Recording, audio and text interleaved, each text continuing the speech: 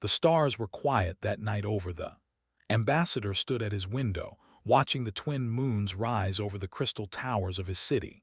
His forearms were folded behind his back, and his luminescent skin glowed a soft blue color that showed he was at peace. For 300 years, his people had known nothing but peace.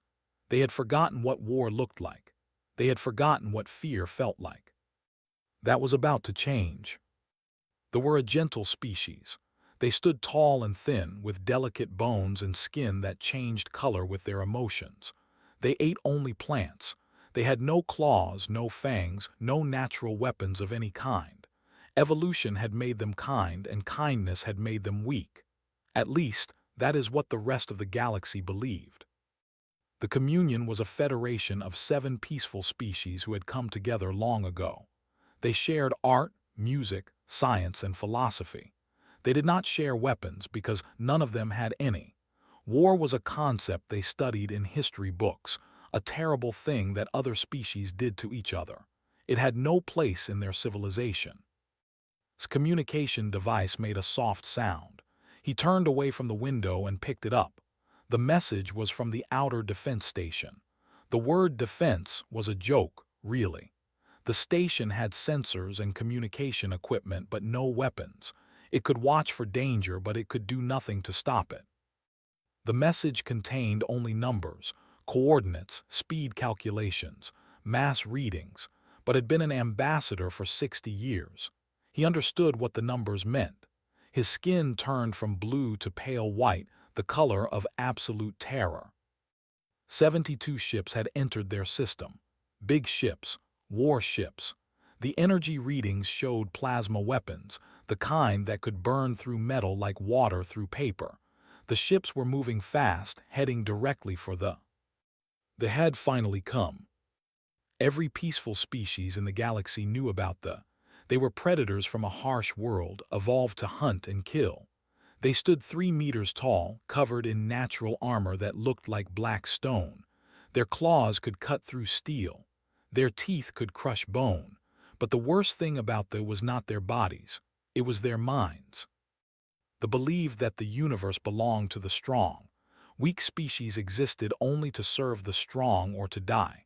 They had conquered dozens of worlds, enslaving billions of beings. They used their captives as workers, as food, or as entertainment. There was no mercy in them. There was no compassion. There was only hunger and cruelty. Contacted the High Council immediately. Within an hour, all 7 leaders of the communion were gathered in an emergency meeting. Their faces showed the same pale terror that felt.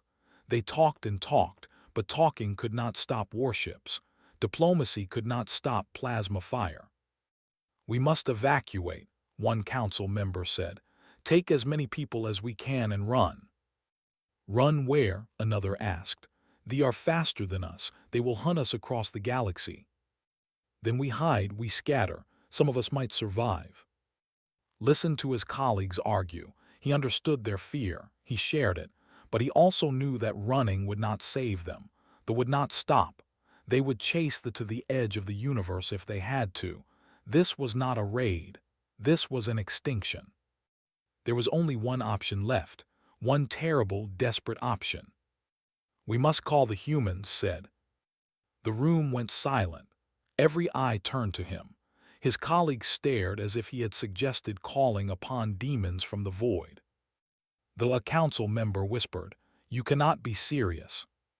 "I am completely serious," replied.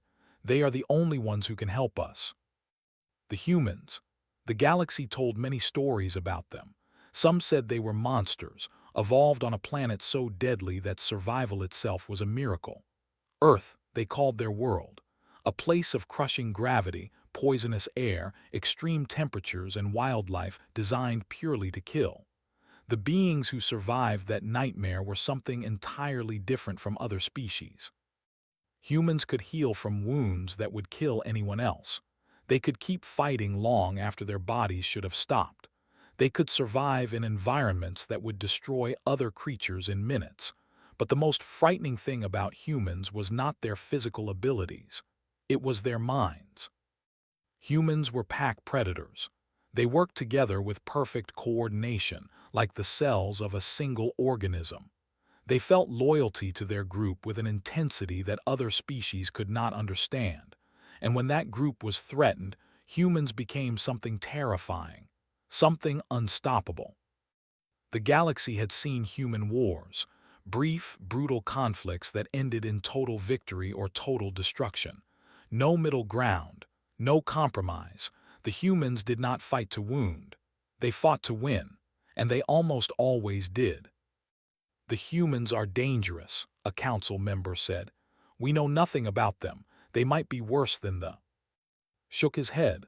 "No, the humans are different. I have studied them for many years. Yes, they are predators. Yes, they are deadly. But they have something the do not have. They have compassion." Compassion from— "The humans protect their weak," explained. "They care for their sick, their old, their young. They form bonds of loyalty that last for life. And sometimes they extend that protection to others, strangers, even aliens." He paused. "The humans have a saying, 'The enemy of my enemy is my friend.' They are enemies to all peaceful life. That makes us potential friends to humanity." The council argued for another hour, but in the end they had no choice. The fleet was getting closer with every minute. There was no time for better options. Returned to his office and sat at his communication console. His hands trembled as he composed the message. He was about to do something that had never been done before. He was about to ask the most dangerous species in the galaxy for help. The message was simple: their location, their situation, the number of enemy ships, and 3 words that hoped would be enough: "Please help us." He aimed the transmission at the Sol system, the small yellow star where humanity made its home. Then he pressed the send button and waited. On the other side of the galaxy, orbiting a blue and green world called Earth, a massive space station floated in the darkness. This was Orbital Command, the heart of humanity's military operations. Thousands of people worked here, watching the stars for signs of danger.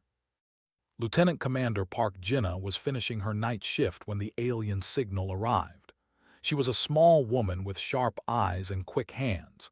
She had served in the fleet for 15 years and had seen many things, but she had never seen anything like this. The translation software took only seconds to decode the message. Jinnah read it twice, then 3 times. Her heart beat faster with each reading. A distress call from the invasion fleet. 72 warships against a civilization with no defenses at all. She picked up her communication device and contacted Admiral. The Admiral was a legend in the fleet, a man who had fought in 3 wars and won them all. His voice was calm when he answered, even though it was the middle of the night. "Admiral, we have received a distress signal," Jinnah reported. "Communion, invasion force, 72 hostile vessels." There was a pause. Then the Admiral spoke 2 words that would change galactic history. "Wake everyone." Within minutes, alarms were ringing across every human military installation. Soldiers jumped out of beds. Pilots ran to their ships. Engineers powered up engines that had been sleeping for months. The most powerful military force in the known galaxy was waking up. And it was angry. Admiral stood in the command center, watching the activity on dozens of screens. His face was calm, but his eyes were hard. He had read the reports about the— He knew what they did to their victims. He knew what they would do to thee if no one stopped them. "First Fleet," he ordered. "Full mobilization. We move in 6 hours." His aide stared at him. "Sir, the system is 3 days away at maximum speed. We would need to—" "I know exactly what we need to do," interrupted, "and I know exactly what will happen if we don't do it." He turned to face the window, looking out at the stars. "Someone called for help. We're going to answer." Far away on the— Ambassador sat alone in his office. His skin had changed to a dull gray color, the shade of hopelessness. He had sent his message into the void, begging for mercy from creatures that most species considered monsters. He did not know if the humans would come. He did not know if they would care about a species they had never met. He did not know if they would arrive in time, or if they would arrive at all. But for the first time in his life, understood something important. Hope was not about certainty. Hope was about possibility, and as long as the possibility existed, he would not give up. The twin moons rose higher over his city. The crystal towers glowed in their light. Somewhere out there, among billions of stars, his message was traveling toward a small blue planet. And on that planet, humanity was preparing for war. The hangars of Orbital Command had never seen such activity.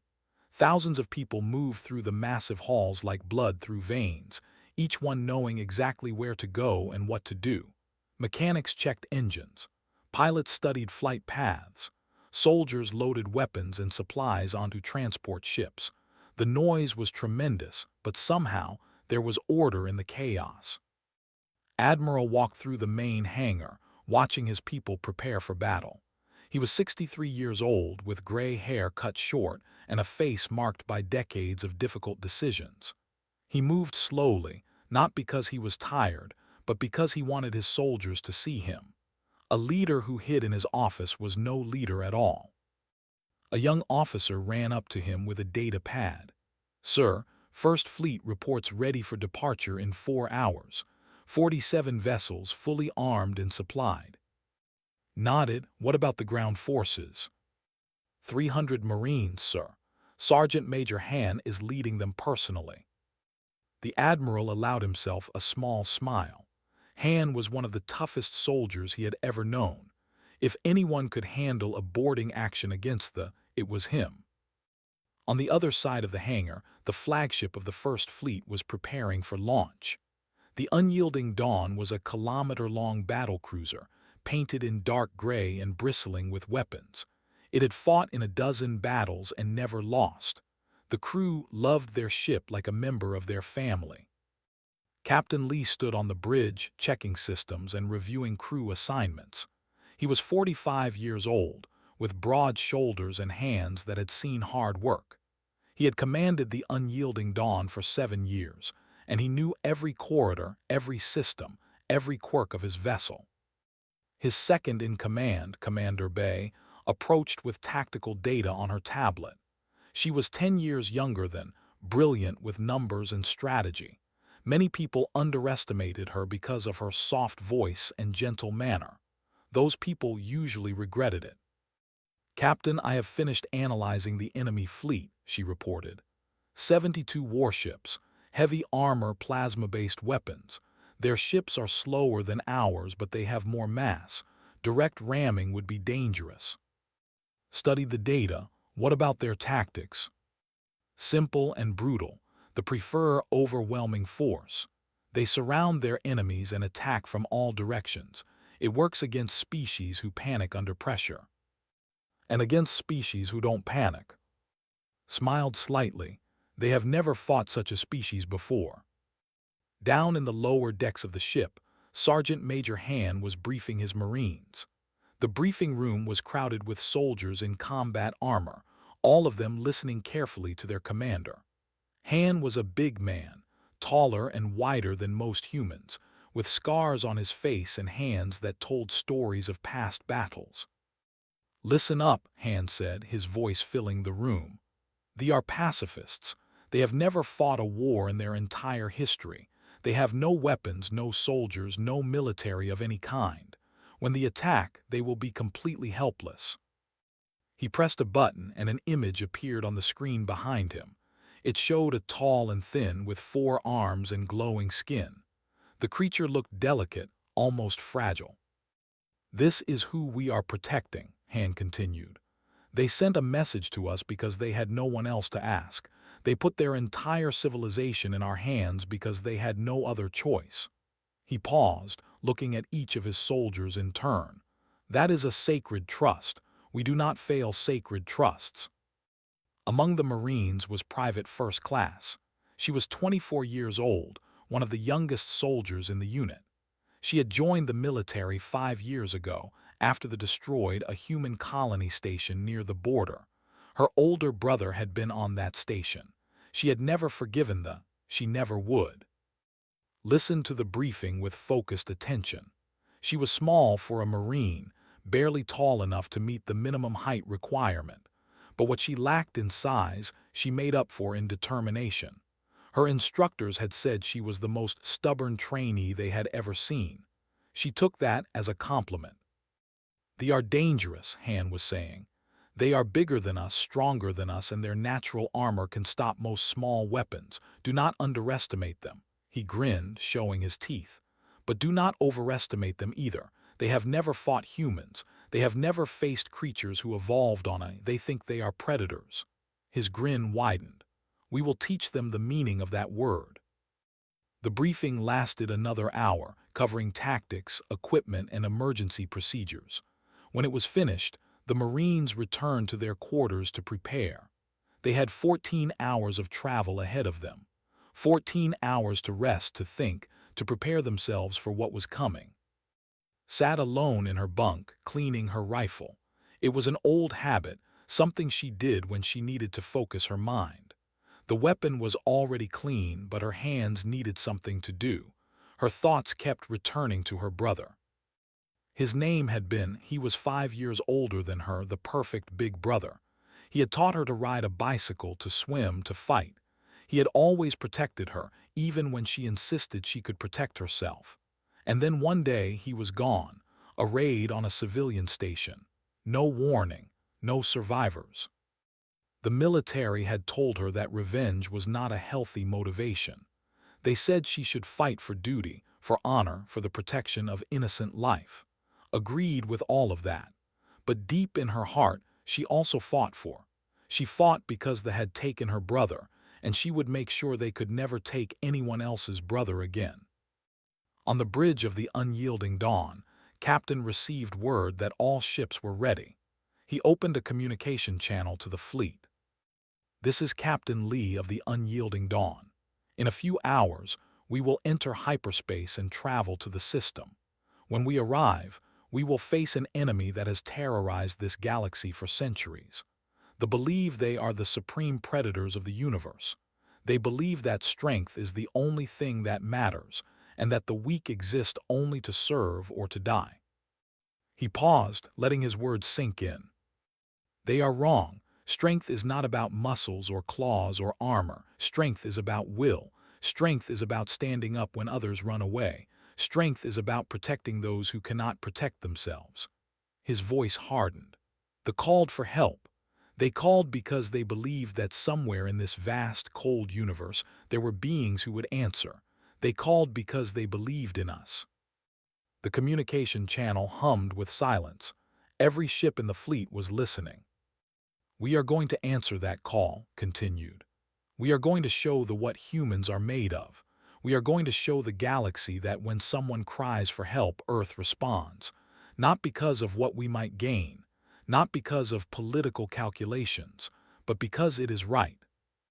He took a deep breath. "Prepare for hyperspace jump. First fleet move out." Across 47 ships, crews snapped to attention. Engines roared to life. Navigation systems calculated courses that would take them halfway across the galaxy in record time. The most powerful military force in known space began to move. In his command center, Admiral watched the fleet depart. He was too old for frontline combat now, but his heart went with those ships. He remembered what it felt like to stand on a bridge, to give orders that would decide the fate of millions. He remembered the weight of responsibility and the strange peace that came with accepting it. His aide approached. "Admiral, we have received a message from the ambassador. He wishes to thank us for responding to their call." Shook his head. "Tell him not to thank us yet. Thank us when his people are safe." "Yes, sir," the aide hesitated. "Sir, may I ask a question?" "Go ahead." "Why are we doing this? They have nothing to offer us. No resources, no technology, no strategic value. This mission is expensive and dangerous. Some people on Earth are already asking why we should risk human lives for aliens we have never met." Turned to face his aide. His expression was calm, almost kind, but there was steel beneath the surface. "Let me tell you a story," he said. "When I was a young man before I joined the military, I lived in a small village by the ocean. One winter there was a terrible storm. A fishing boat was caught in the waves, sinking with 3 men aboard. The village had one rescue boat, very old, barely functional. Everyone said it was too dangerous to go out. Everyone said the fishermen were probably already dead." He paused, remembering. My grandfather was the captain of that rescue boat. He was 70 years old with bad knees and worse eyesight. But when he heard that men were drowning, he got up from his chair and walked to the dock. When people told him he was crazy, he said something I never forgot. "What did he say?" the aide asked. Smiled, he said, "They are calling for help. That is all I need to know." The admiral turned back to the window, watching the last ships disappear into hyperspace. "My grandfather saved those fishermen that night. He nearly died doing it, but he saved them. And do you know what he said when people called him a hero?" The aide shook his head. "He said, 'I am not a hero, I am just a human being. Helping others is what human beings do.'" His voice was quiet now, almost soft. "That is why we are doing this. Not for resources, not for strategy, because someone called for help, because helping is what we do." The aide nodded slowly, understanding dawning in his eyes. "Now," said, his tone becoming brisk again, "let us make sure our people have everything they need. The real work is about to begin." Far ahead, traveling faster than light, the first fleet raced toward the system. Aboard each ship, humans prepared for battle. They checked weapons, studied maps, rehearsed tactics. They ate meals that might be their last.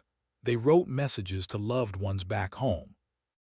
And somewhere among the stars they were waiting, completely unaware of what was coming. They thought they were hunting helpless prey. They thought victory was certain. They were about to learn how wrong they were. The fleet hung in space like a swarm of black hornets, surrounding thee in a perfect sphere of death. 72 warships, each one bristling with plasma cannons and missile launchers. On the planet below, 3 billion waited in terror, watching the enemy vessels through telescopes and praying to gods they no longer believed in. Warlord stood on the bridge of his flagship, the Endless Hunger. He was enormous, even by standards, standing nearly 4 meters tall with armor plates that gleamed like polished obsidian. His claws had killed hundreds of enemies in personal combat. His name was spoken with fear across a dozen conquered worlds. But right now was bored. The conquest was taking too long. His fleet had been in position for 2 days, waiting for to surrender. The small creatures kept sending messages, begging for mercy, offering to negotiate. It was pathetic. Did not negotiate with prey. He hunted it, killed it, and consumed it. That was the natural order of things. "Warlord," his censor officer called out. "The prey animals are transmitting another message. They claim that allies are coming to help them." Laughed, a deep rumbling sound that echoed through the bridge. "Allies? They have no allies. They are herbivores, weaklings who eat plants and talk about peace. No warrior species would lower themselves to defend such pathetic creatures." "The message mentions humans, Warlord, from the Sol system." The laughter stopped, turned slowly, his massive body creaking with the movement. "Humans, the—" "Yes, Warlord." For a moment there was silence on the bridge. Every knew the stories about humans. Strange creatures from a heavy gravity world where the air was poison and the wildlife was designed to kill. They were said to be fierce fighters, capable of recovering from injuries that would destroy other species.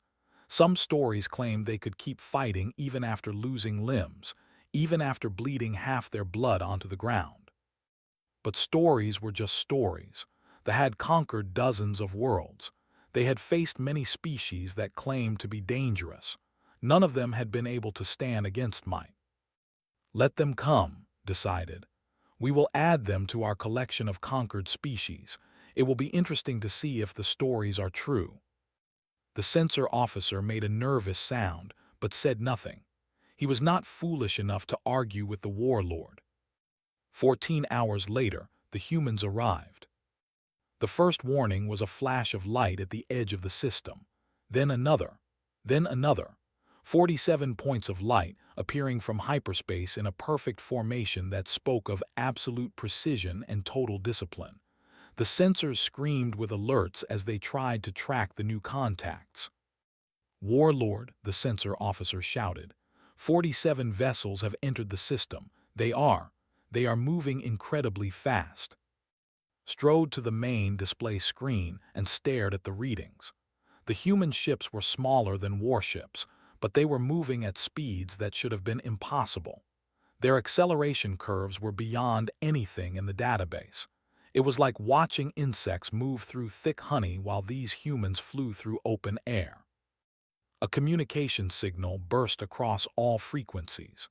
The automatic translators took a moment to process the alien language, and then a human voice filled the bridge of the endless hunger. "This is Admiral of the Terran First Fleet. You have entered space protected by the Sol Accord. You have threatened species who have asked for our assistance. You will withdraw immediately and completely, or you will be destroyed." The voice was calm, almost pleasant. It sounded like someone discussing the weather, not issuing an ultimatum to the most feared warriors in the galaxy. Felt his mandibles click with anger. This tiny creature dared to threaten him. This soft-skinned, small-bodied prey animal thought it could give orders to a warlord. "Open a channel," commanded. "I will speak to this human." When the communication link was established, spoke in his deepest, most intimidating voice. "I am warlord of the Empire. I have conquered 23 worlds. I have killed more enemies than you have soldiers. Your tiny fleet does not frighten me, human. It amuses me." There was a pause. Then the human voice returned, still calm, still pleasant. "Then you should enjoy the next few minutes. They will be very amusing." The channel closed, and then the human fleet attacked. Captain Lee stood on the bridge of the unyielding dawn, watching the tactical display as his ships engaged the enemy. They were trying to reposition their fleet, but they were too slow. Much too slow. "Commander Bay," he said to his second-in-command, "target the lead vessels. Standard attack pattern." Nodded, her fingers dancing across her console. "All ships, execute formation Delta 7. Primary targets marked. Fire at will." The human fleet moved like a single organism, each ship knowing exactly where to go and what to do. They swept through the formation like sharks through a school of fish, striking from unexpected angles and disappearing before the enemy could respond. They had never seen anything like it.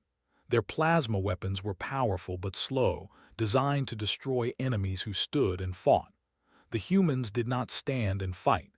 They moved constantly, changing direction at speeds that seemed to defy physics. Every time a gunner lined up a shot, the target was already somewhere else. "How are they doing this?" demanded, watching his tactical display fill with error messages. "How are they moving so fast?" His tactical officer was trembling. "Warlord, they're pilots. Their reflexes are beyond anything in our database. It is like they know what we are going to do before we do it." "Impossible." "The data does not lie, Warlord. They are predicting our attacks and moving before we fire. We cannot hit them." On the unyielding dawn, Captain allowed himself a small smile. They were learning the difference between predators and prey. Humans had evolved on a world where every creature was trying to kill every other creature. They had developed reflexes, pattern recognition, and tactical thinking that no other species could match. In a fight, humans did not just react. They anticipated. "Fire missile barrage," ordered. "Let's give them something to think about." The human ships launched clouds of missiles, hundreds of them spreading out like a deadly swarm. The missiles were not particularly powerful individually, but they were smart. Each one had a tiny computer brain that could make decisions, coordinate with other missiles, and adapt to changing situations. The point defense systems tried to shoot them down, but there were too many targets moving in too many directions. The first warship exploded, then the second, then the third. Watched in disbelief as his fleet began to die. These humans, these tiny soft creatures, were tearing his ships apart. His mighty warriors, the terror of the galaxy, were being slaughtered like cattle. All ships form defensive positions, he roared. Concentrate fire on their flagship. The fleet tried to obey, but the humans would not let them organize. Every time a vessel tried to join its companions, human ships would appear and force it to break off. The great sphere of warships was being broken into smaller and smaller pieces, each piece surrounded and destroyed in turn. Commander Bay coordinated the attack with cold precision. She directed fire from 6 vessels simultaneously, creating overlapping fields of destruction that no ship could escape. Her calculations were perfect, her timing exact. She was conducting a symphony of violence, and those were the unwilling instruments. "Target the command ship," Captain said. "It's time to end this." The unyielding Dawn turned toward the endless hunger, its weapons charging for a final assault. Saw the human flagship approaching and felt something he had not felt in decades. "Fear. All weapons fire on that ship," he screamed. "Destroy it." The endless hunger unleashed everything it had. Plasma beams, missiles, kinetic projectiles, all aimed at the approaching human vessel. It was the most concentrated attack they had ever produced. The unyielding Dawn flew through it like a bird through rain. The human ship twisted and rolled, avoiding the worst of the fire. Its shields absorbed what could not be dodged. Its armor deflected what could not be absorbed. And it kept coming, getting closer and closer until it was right beside the flagship. "Boarding parties," Captain announced, his voice carried across the ship. "You are go for launch." On the lower decks, Sergeant Major Han grinned as the announcement came through. He had been waiting for this moment since they entered the system. "You heard the captain," he told his Marines. "Time to say hello to our new friends." The boarding craft launched from the unyielding Dawn and flew toward the endless hunger. Gunners tried to shoot them down, but the craft were small, fast, and piloted by humans who had trained for exactly this kind of situation. Within minutes, the first boarding craft had attached to the hull and cut through the outer armor. Private was in the first wave. She felt the jolt as their craft connected with the enemy ship, heard the hiss of cutting torches slicing through alien metal. Her rifle was ready, her armor sealed, her mind focused on a single thought. 4. The hatch blew open, and the Marines poured into the vessel. The war had come to the enemy's home ground. And the real fighting was about to begin. The inside of the warship smelled like death and metal.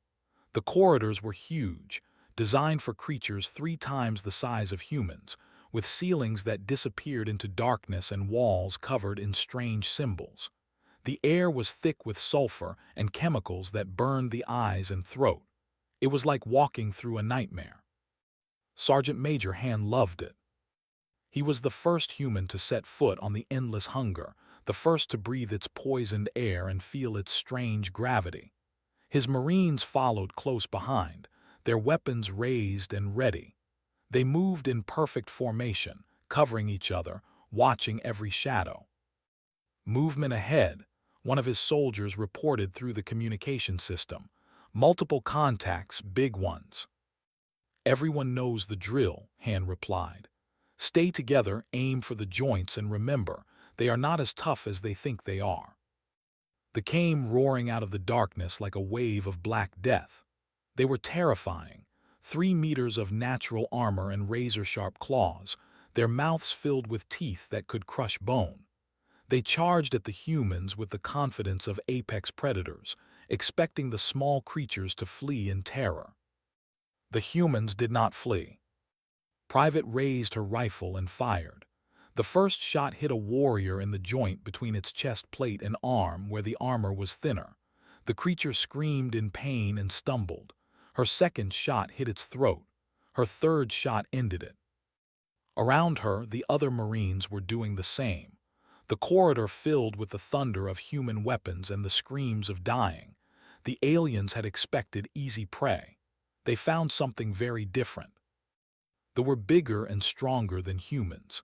In a fair fight, one-on-one, a warrior could tear a human apart with its bare claws. But humans did not fight fair. They had not survived by fighting fair. They had survived by being smarter, faster, and more adaptable than anything else on their planet. Ducked under a claw strike that would have taken her head off, she rolled to the side, came up behind the warrior and fired 3 rounds into the back of its knee. The creature collapsed, and she finished it with a shot to the skull. Another charged at her from the left. She did not have time to turn, but she did not need to. Sergeant Major Han appeared from nowhere, his combat knife flashing in the dim light. The knife found the gap between the armor plates and sank deep. The creature fell. "Keep moving," Han ordered. "The command deck is ahead." The Marines fought their way through the ship, corridor by corridor, room by room. They tried everything to stop them. They set ambushes, sealed doors, flooded compartments with poisonous gas. Nothing worked. The humans adapted to every challenge, found solutions to every problem. They were relentless. What confused the most was how the humans helped each other. When a Marine was wounded, others would drag them to safety while still fighting. When one human ran out of ammunition, another would share. When someone fell, others would pick them up. They did not understand this. In their culture, weakness was punished, not protected. A wounded warrior was left to die. But these humans were different. They fought as a single unit, each individual willing to die for the others. It was a kind of strength they had never encountered. Took a plasma burn to her left arm during one firefight. The pain was incredible, like someone had pressed a hot iron against her skin. She gritted her teeth and kept fighting. Her armor's medical system injected painkillers and sealed the wound. It was not enough to stop her. Nothing was enough to stop her. She thought about as she fought. She remembered his smile, his laugh, the way he used to ruffle her hair when she was a child. She remembered the day she found out he was dead, the empty feeling that had consumed her for months afterward. They had taken him from her. Now she was taking something from them. The Marines reached the command deck after 2 hours of fighting. The main door was massive, reinforced with multiple layers of armor. It was designed to withstand bombardment, siege weapons, and nuclear attacks. They were very proud of it. The human engineers planted their explosives and blew it open in 30 seconds. Warlord was waiting for them. He stood in the center of the command deck, surrounded by his elite guard, 20 of the biggest and meanest warriors in the fleet. His armor gleamed in the emergency lighting. His claws flexed with anticipation. He had never lost a battle. He did not intend to start now. "So," rumbled, looking at the humans with something like curiosity, "you are the famous. You are smaller than I expected." Sergeant Major Han stepped forward. He was covered in alien blood, his armor scorched and dented from a dozen near misses. But he stood straight and tall, his combat knife in one hand and his rifle in the other. "Size is not everything," Han replied, "but you are about to learn that the hard way." Laughed. It was a cold, cruel sound like rocks grinding together. "I have killed thousands of warriors. I have conquered worlds. What are you? A small, soft creature from a small, soft planet. You are nothing." Han smiled. It was not a nice smile. "My planet is not soft. My planet tried to kill me every day of my life. The plants are poisonous. The animals are deadly. The weather can change from calm to lethal in minutes. Everything on my world fights to survive every moment of every day." He raised his knife. "You think you are a predator. You are nothing. You are a child playing at being dangerous. You have never faced a true species. You do not know what survival means." Roared and charged. The warlord was fast, much faster than his size suggested. His claws swept toward Han with enough force to cut through steel. A normal being would have died instantly. Han was not normal. He dropped low, letting the claws pass over his head and came up inside's guard. His knife found the gap between the warlord's chest plate and throat armor. Blood sprayed, dark and thick. Stumbled backward, shocked by the pain. No one had wounded him in decades. He grabbed at his throat with one massive claw, trying to stop the bleeding. Hand pressed his attack. He ducked another claw strike, rolled under a stomping foot, and slashed at the back of his knee. The warlord screamed and collapsed to one leg. Around them, the Marines engaged the elite guard, fought like a demon, her injured arm forgotten. She took down 2 warriors in the first minute, using her small size to slip past their defenses and strike at their weak points. Her rifle ran out of ammunition, so she picked up a fallen blade and kept fighting. The battle was brutal, chaotic, and short. They were powerful, but the humans were faster, smarter, and more coordinated. One by one, the elite guard fell until only remained. The warlord was on his knees now, bleeding from a dozen wounds. Han stood before him, barely breathing hard despite the ferocious combat. The sergeant major had taken wounds of his own, cuts and burns that would have killed a lesser being, but he was still standing, still fighting. "Impossible," whispered, blood bubbling from his damaged throat. "You are prey, you are small. How can you defeat me?" Han knelt down, bringing his face close to the dying warlord. "You made a mistake," he said quietly. "You thought that being big and strong made you the top of the food chain, but you forgot something important." "What?" "On Earth, the biggest and strongest creatures died out millions of years ago. They could not adapt, they could not change, they could not think." Han stood up. "But we survived, we evolved, we learned, and now we are the most dangerous thing in the galaxy." He turned away from the dying warlord and opened a communication channel to the unyielding dawn. "Captain, this is Sergeant Major Han. The command deck is secured. Warlord is neutralized." Captain Lee's voice came back immediately. "Excellent work, Sergeant Major. Status of your team." Han looked around at his Marines. They were bloody, exhausted, and battered, was helping another soldier wrap a wound. Others were checking their equipment and ammunition, but they were all standing. They were all alive. 47 wounded, sir. 0 fatalities." There was a pause on the other end of the channel. Then spoke, and there was pride in his voice. "Outstanding. Begin prisoner processing and prepare for extraction. The battle is won." Han closed the channel and turned to his Marines. "You heard the captain. Let's clean this mess up and go home." Looked at the fallen around her. She had expected to feel satisfaction, joy, perhaps even peace. Instead, she felt tired. The anger that had driven her for 5 years was still there, but it was quieter now. The who had killed her brother were not the same as these. Killing them would not bring back. But it might save other brothers, other sisters, other families who would not have to feel the pain she had felt. Maybe that was enough. Han put a hand on her shoulder. "You did well today, Private. Your brother would be proud." Looked up at her commander. For the first time in years, she felt tears forming in her eyes. "Thank you, sir." Han nodded and walked away to coordinate the cleanup. Stood alone for a moment, looking at the destruction around her. Then she wiped her eyes, checked her equipment, and got back to work. The war was over. The work was just beginning. The twin moons rose over just as they had risen for millions of years. But tonight, everything was different.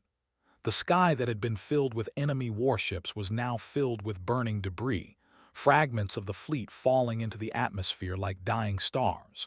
And among the wreckage, moving slowly but steadily into orbit, were the ships of the human First Fleet. Ambassador stood on the observation platform of the main government building, watching the sky with tears streaming down his face. His skin glowed a brilliant gold color, the shade of overwhelming joy and relief. Around him, millions were pouring into the streets, looking up at the same sky, feeling the same incredible emotions. They had been saved. The battle had lasted less than an hour. 72 warships had faced 47 human vessels, and the result had not even been close. The humans had destroyed the enemy fleet with surgical precision, taking apart the formation piece by piece until nothing remained but scattered debris and surrendered vessels. It was the most one-sided space battle in galactic history. When the human shuttles began landing on the surface, they did not know how to react. These were the creatures from the Nightmare Planet, the most dangerous species in the known galaxy. They had just witnessed these beings destroy an enemy that would have enslaved them all. How do you greet such power? Decided to greet it with honesty. He walked to the landing zone himself, without guards or ceremony. He was old and tired and still shaking from the fear of the past few days. But he felt that the humans deserved to be welcomed properly, by someone who understood what they had done.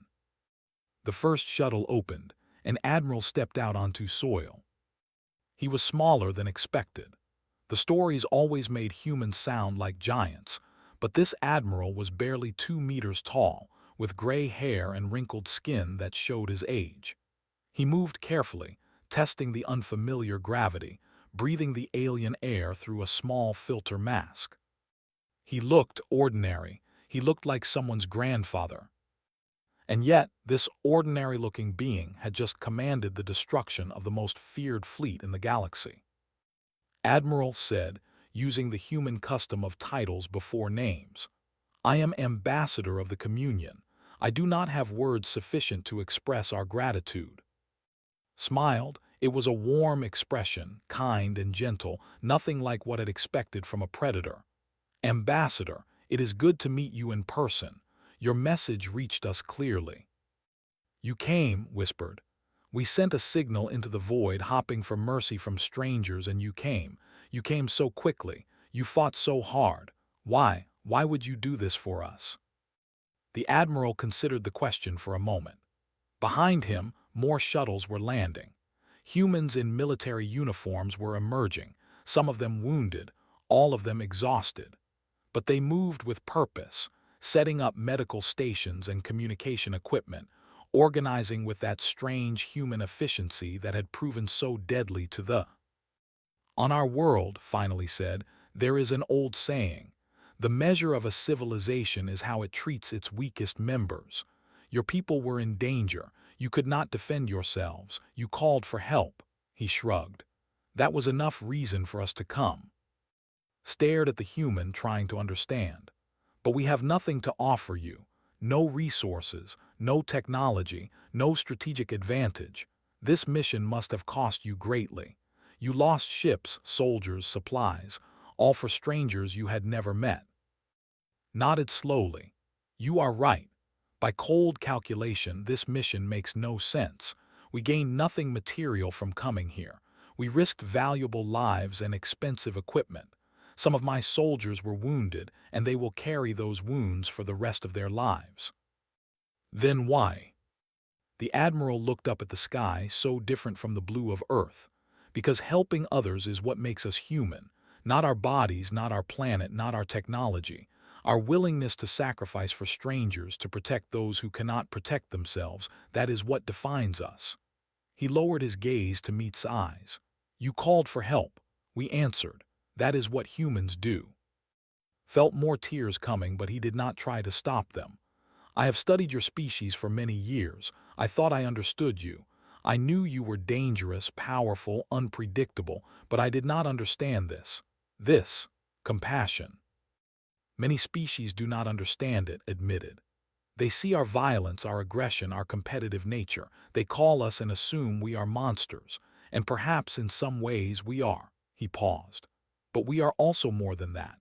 We feel love, loyalty, and responsibility. We protect our families, our communities, our friends. And sometimes we extend that protection to those who need it most." Captain Lee approached, his uniform rumpled and his face tired but satisfied. Beside him walked Commander Bay, already coordinating relief efforts on her data tablet.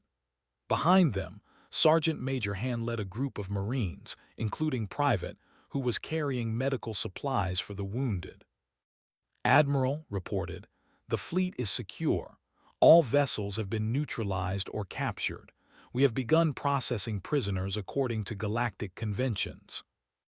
Noted casualties. 3 ships with moderate damage, none destroyed.